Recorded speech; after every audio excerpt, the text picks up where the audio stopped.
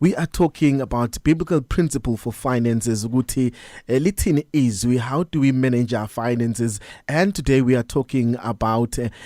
money mindset conditioning. Ukuthi ke manje mfundisi wami ngifuna ukubuza ukuthi lezimo lezi engikhule kuzo ngiyibuka ekhaya zangitraumatize, zangenza izinto ezithile, ngiphunyuka kanjani ke manje kuzona? Yini okumele ngiyenze ukuze ngiphunyuke kulezi zinto? Yabona uma uzobheka la ekutheni izimo ukhule kuzo ubone ekhaya kuzodliwa ifurniture ungazi ukuthi kuqhubakalani ubone ekhaya abazali bakho bezohlushwa umashonisa ethatha ama ID wabo lezo zinto zikwenza ukuthi imali kwesisikhathi ube nefiye yayo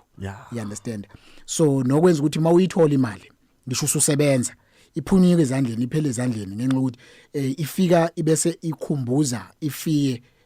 okhule ngayo bese kwenza ukuthi ukufika kwayo ihambe fast as it comes ngenxa ukuthi ufuna wena ukuhlukana nalento owazi ukuthi ayiziphunge ekhaya ukuze ngisale nesimo engazi ukuthi isimo sokusokola vele esengasazi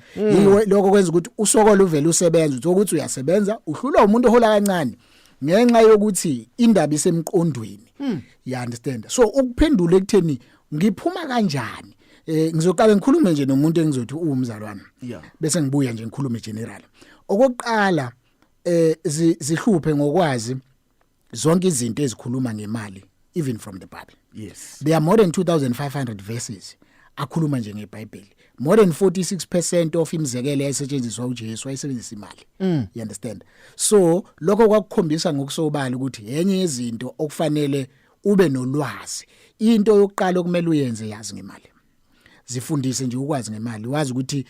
ama interest rate njengamanje amekuphi igross domestic product imekuphi iinflation is affecta kanjani ukunyuka kapetrol kungithintaphi izinto nje ezigeneral lezo okumele uzazi ngoba ziyalithinta iphakethe lakho okokuqala lokho okwesibili every money inika igama lokho sikubiza ukuthi ukubudget la wazi khona ukuthi okay leli percent lama school fees leli percent le expenditure leli percent le entertainment uyabona manje ukuthi usuya allocate imali nemali isinegama layo so into yesibili leyo okwesithathu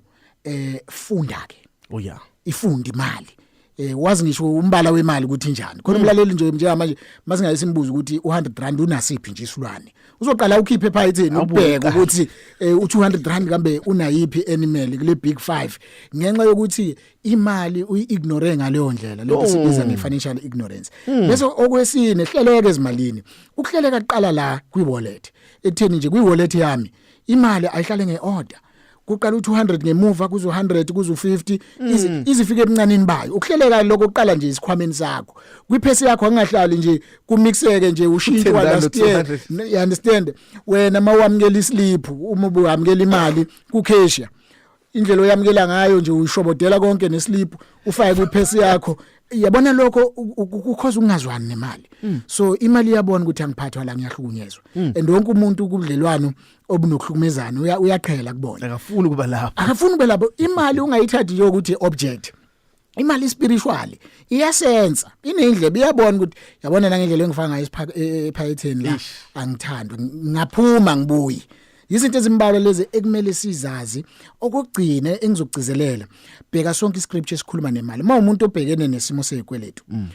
ukuthandaza kwakho akube base kuse sonke iscripture esikhuluma ngefinancial solution from the word you understand uma kuumuntu ofuna ukuprogressa usoma business funda ngeziscripture ezikhuluma ngewealth building esikhuluma about the business esikhuluma about financial management being financial stewardship you understand so funda nangokunikela because ezinye izinto ukunikela kusho ukuvula izandla ngeke ngathi last time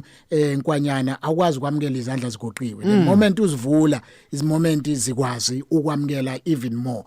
vula inhliziyo yakho wazi ukuthi I want to be a millionaire for the kingdom for the kingdom for the kingdom kufanele awukho umbuso ngenamali awukho umbuso ngena currency awukho umbuso ngena land ownership so lezo zinto kumele manje uzazi ukuthi yazini if ever I believe in this kingdom kaNkulunkulu then nazi izinto eziyama attributes we kingdom okusho ukuthi mazingekho lo mbuso wami ubuthakathaka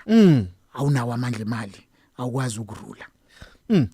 Mr. Mjali, because of our time, you are making so much sense. But because of our time, asimambela sophinde siqhubeke futhi next week Sunday kwi Mega Grace on Sunday. Sitshele masikudinga, sikuthola kanjani, sikuthola kuphi nakuma social media platforms. Social media platforms ipage lethu esifundisa ngalo into ethinta imali, ukuphuma ekweletini, ukutshala, iproperty, kuba nekhaya, amabhizinisi libizwa ukuthi Money Republic Education. Yes. Ku TikTok, ku Facebook, kuwo wonke ama platform Money Republic Education ungayilandela. Kanti ozizwe into ofuna ke ukuzibuza ungasilandela nje ku WhatsApp othi 073 211 442 073 211 442 ungathumela ngeWhatsApp. Mfethu asibonga kakhulu ngesikhathi sakhe, siphinde futhi sibe nawe next week Sunday. Siyabonga Mega Grace. That was uSiboniso Mtshali ebesikhuluma naye namhlanje kuseni. Every Sunday we look at different biblical